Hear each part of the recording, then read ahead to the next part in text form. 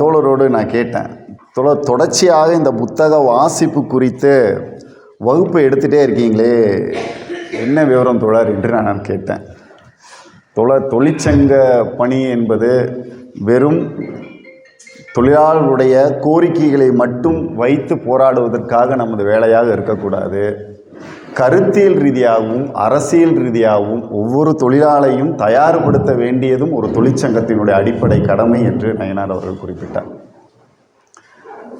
அதிலிருந்து தான் இந்த புத்தக வாசிப்பு என்கிறது எவ்வளவு அவசியம் என்பது ரொம்ப முக்கியமானது என்று நான் நினைக்கிறேன். கிட்டத்தட்ட கடந்த ஒரு 20 ஆண்டு காலமாக இந்திய மாணவர் சங்கத்திலிருந்து நான் தோழர் ஏஎஸ்னுடைய பேச்சை கேட்டுக்கொண்டே வரேன். ஒவ்வொரு முறையும் ஏதாவது ஒரு கூட்டத்தில் பேசும்பொழுது சில புத்தகங்களை அவர் போகிற போக்கில் சொல்லிட்டு போவார். அதில் தான் அவர் போகும்பொழுது நீங்கள் காங்கிரீட் காடு என்று சுப்பராவ் அவர்கள் மொழிபெயர்த்த அந்த புத்தகத்தையும் 7 தலைமுறை என்று அலெக்ஸ் சேலியினுடைய 2 புத்தகம் மிக முக்கியமானது.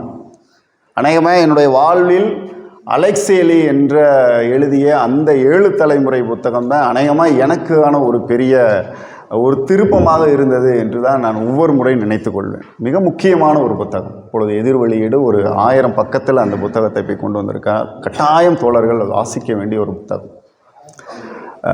ஏன் புத்தகங்களை வாசிக்க வேண்டும்? தோழர் ஏஎஸ் அவர்கள் பேசும்போது சொன்னார், சும்மா சமஞ்ச புள்ள மாதிரி அப்படியே வந்துட்டு பொட்டு போல போயிடக்கூடாது. அரசியல் நடவடிக்கைகளில் ஈடுபட வேண்டும் என்றால் நாம் வாசிப்பது முக்கியம் என்ற வார்த்தையை பயன்படுத்தினார். தோழர்களே, தொழிற்சங்கத்தில் பணியாற்றி கொண்டிருக்கக்கூடிய தோழர்கள் அவருடைய பணி நிமித்தமான பிரச்சனைகளுக்கோ அல்லது பணியுடைய நிரந்தர தீர்வுகளுக்கான பிரச்சனைக்கோ அல்லது அவர்களுடைய சம்பளம் உள்ளிட்ட விவரங்களுக்காக மட்டுமே போராடக்கூடிய ஒரு அமைப்பாக ஒரு தொழிற்சங்கம், அதுவும் குறிப்பாக இடதுசாரி அரசியல் தளத்தில் இருக்கக்கூடிய ஒரு தொழிற்சங்கம் இருந்துடக்கூடாது என்ற அக்கறை எப்போதும் தலைவர்களுக்கு இருந்து கொண்டே இருக்கும். அதற்கு காரணம், நாம் மற்ற தொழிற்சங்களை போல் அல்ல, நமக்கு என்ற ஒரு சித்தாந்தம் இருக்கிறது.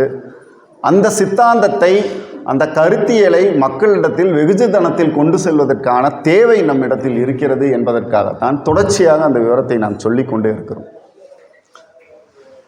புத்தகம் வாசிக்கலை அப்படின்னா என்ன ஆகும்? ஒன்றும் ஆகிடாது, ஒன்றும் குடிமொழிக்கு போயிடாது, எந்த பஞ்சாயத்து எதுவும் வராது.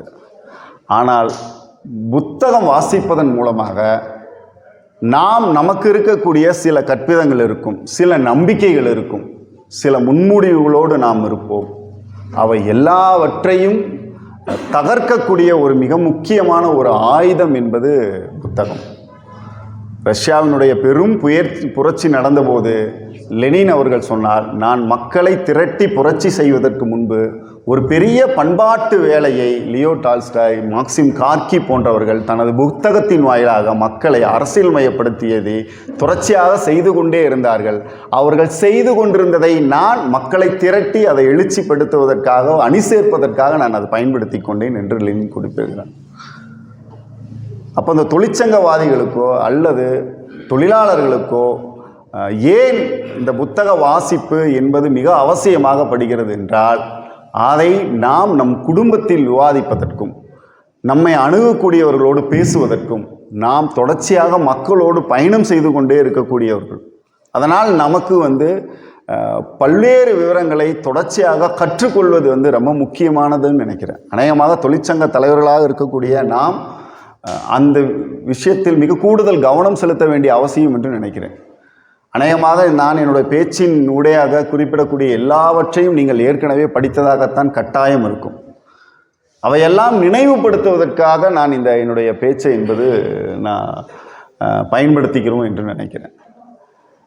நான் இந்த பேச்சை எப்படி ஆரம்பிக்கிறது, இந்த வகுப்பை எப்படி ஆரம்பிக்கிறது என்ற ஒரு பெரும் யோசனை வந்தபோது, கோவையைச் சேர்ந்த ஒரு தோழர் அரிகரன் சொல்லி ஒரு தோழர் ஒரு சின்ன ஒரு 5-6 கட்டுரைகள் அடைந்த ஒரு தொகுப்பு என்பது எழுதியிருக்காரு. அதற்கு ஒரு அணிந்துரை எழுதி கொடுங்க தோழர் என்று ஒரு 10 நாட்களுக்கு முன்னாடி கொடுத்தார். அதில் படித்த அந்த ஒரு கட்டுரை என்பது அநேகமாக அந்த கட்டுரையிலிருந்து உங்களோட பேசுவது தான் எனக்கு இன்னும் சரியாக இருக்கும் என்று நினைக்கிறேன்.